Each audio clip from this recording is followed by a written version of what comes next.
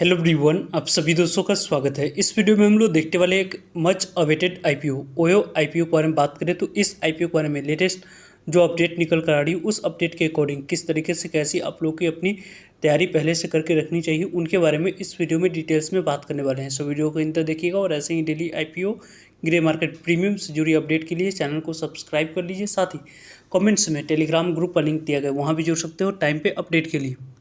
First of all bonus के बारे में बात करते हैं तो बोनस किस तरीके से कैसे यहाँ पे मिलती है। तो दो तरीके से बोनस आप लोगों को मिलते हुए दिख जाती है। यहाँ पे जो पहले से लिस्टेड कंपनी है उनमें यदि किसी भी कंपनी के द्वारा बोनस की अनाउंसमेंट की जाती है तो बोनस के अनाउंसमेंट से क्या कंपनी के शेयर में आपको तेज़ी दिखती है या आप लोगों को बोनस की बात करते हैं तो लिक्विडिटी यहाँ पे बढ़ती हुई दिखती है।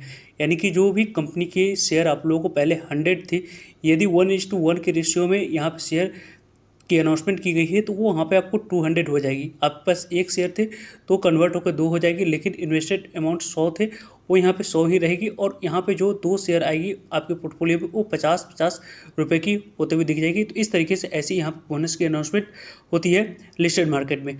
अनलिस्टेड मार्केट में भी इसी तरीके की ऐसी यहाँ पे अनाउंसमेंट ओयो आईपीओ की आने से पहले आप लोगों को होती हुई दिख रही है। यानी कि जो लिक्विडिटी है वो फिर से यहाँ पे इस कंपनी में बढ़ने वाली है, जिसके कारण से आने वाले समय में इस कंपनी की जो आईपीओ आएगी उसमें आप लोगों को पॉजिटिव इम्पैक्ट दिखती हुई सकती है। क्योंकि इस कंपनी की आईपीओ को देखिए तो आईपीओ बॉन्ड को देखते हैं तो इस कंपनी की जो यहाँ पे आईपीओ आने से पहले 1:1 के रेशियो में बोनस की अनाउंसमेंट की गई है। अनलिस्टेड मार्केट में इस बोनस के अनाउंसमेंट से पहले ही आपको 25% की गेन दिख चुकी है। क्योंकि इस कंपनी की बात करते हैं तो लगभग इस अनलिस्टेड मार्केट में जो कारोबार होती हुई दिख रही है वो 54 रुपीज़ के आसपास इस कंपनी के शेयर यहाँ पे कारोबार करते हुए दिख रही है। अनलिस्टेड मार्केट में यदि हम लोग बात करते हैं तो यहाँ पे पेरेंट्स कंपनी की बात करते हैं तो इस कंपनी की parents company Oravel Estates limited company इस कंपनी की पेरेंट्स कंपनी है ओयो कंपनी की।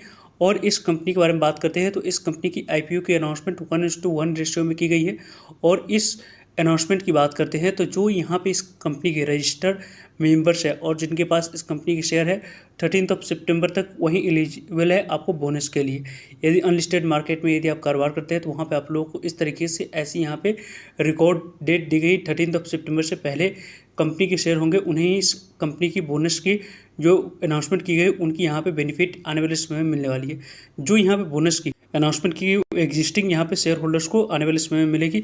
और इस कंपनी की जो आईपीओ की ट्रैक रिकॉर्ड रही है उनके बारे में बात करते हैं तो इस कंपनी के द्वारा जो सेबी के पास यहाँ पे अप्रूवल मिली हुई थी 2021 में इस कंपनी की आईपीओ लाने की प्लानिंग चल रही थी। 8,430 करोड़ तक की वैल्यू की इस कंपनी की आईपीओ लाने की प्लानिंग थी, वो यहाँ पे विड्रॉ होते हुए दिख चुकी थी। और इस कंपनी की फिर से यहाँ पे कॉन्फिडेंशियल अप्रूवल की बात करते हैं वो 23 में मिल चुकी थी। और उसके बाद फिर से यहाँ पे 2024 में इस कंपनी की आईपीओ के बारे में बात करते हैं तो 2 बार जो अटैम्प्ट किया गया था वो अनसक्सेसफुल होने के बाद फिर से अब तीसरे बार इस कंपनी की आईपीओ लाने की प्लानिंग चल रही है। यहाँ पे देख सकते हैं कि मई मंथ में जो ईडी रिपोर्ट की बात करते हैं, यहाँ पे जो आप लोग इकोनॉमिक्स टाइम्स है उनके द्वारा जो रिपोर्ट के हवाले से खबर आती हुई दिखी है उनकी बात करते हैं तो यहाँ पे 5 इन्वेस्टमेंट बैंकर से बात चल रही है इस कंपनी की आईपीओ लाने के लिए।